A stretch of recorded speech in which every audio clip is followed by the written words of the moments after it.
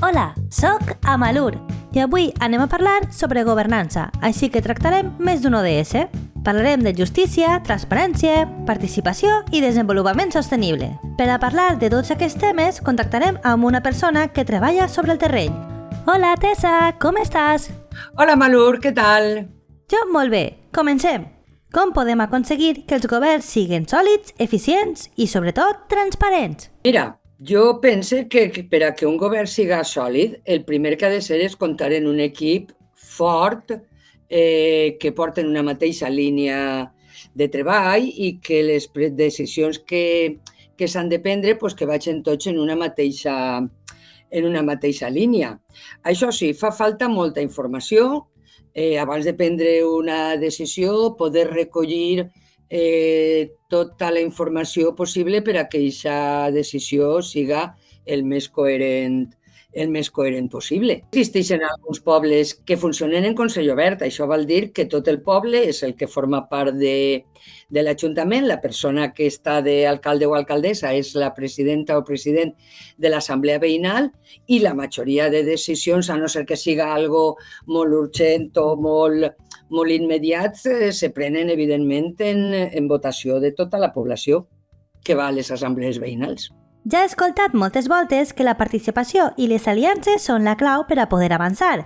Des del govern, com podem fomentar aquesta participació? Mira, jo crec que en els pobles podem fer moltes coses per a fomentar la participació.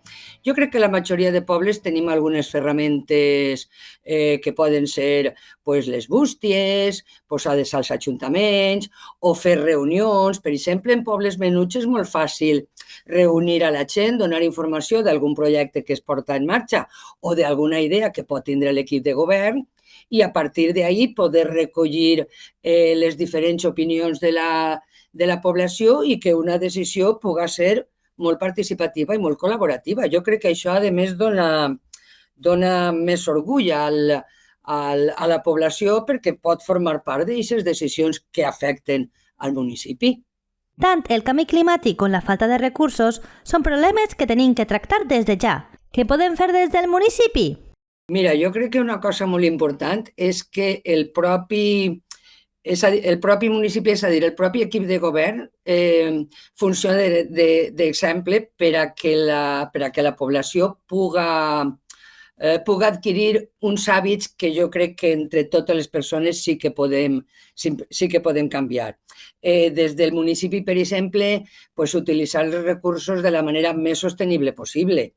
Estalvi de llum, estalvi d'aigua i al mateix temps també poder facilitar a la població les ferramentes per a que aquests estalvis siguin possibles. Per exemple, les comunitats energètiques que estan ara posant-se en molts municipis.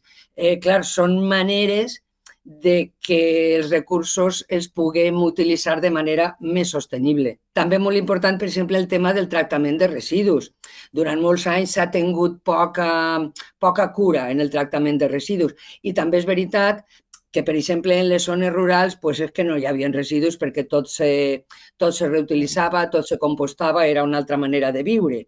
Però actualment el tractament de residus, que sí que pot portar problemàtica, sí que les polítiques han d'anar en poder minimitzar això i poder, sobretot, conscienciar al personal de que ja no es tracta de reutilitzar, sinó d'utilitzar menys, de reduir la quantitat de residus de residus domèstics, dels que produïm a casa. I molt important a l'hora d'anar a comprar poder elegir que els productes tinguin menys residus. La justícia ha de ser igual per a tots i ha de protegir al ciutadà independentment del seu estatus social o econòmic.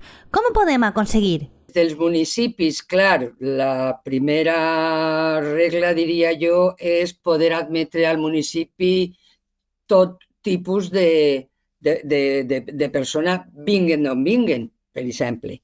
I, evidentment, tractar a totes les persones de la mateixa manera. També des del govern municipal s'ha d'intentar que qualsevol conflicte que pugui aparèixer entre el veïnat, evidentment, poder-lo tractar de la manera més imparcial possible.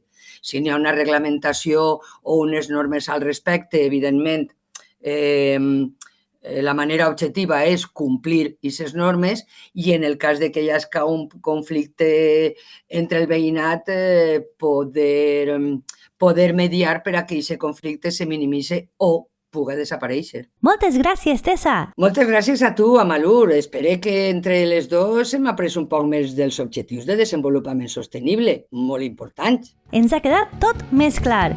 Adeu! Adeu, Amalur! Després d'escoltar tot el que ens ha contat Tessa, pense que la participació és fonamental per a poder avançar cap a un futur sostenible. Adeu, amics! I gràcies per veure'ns!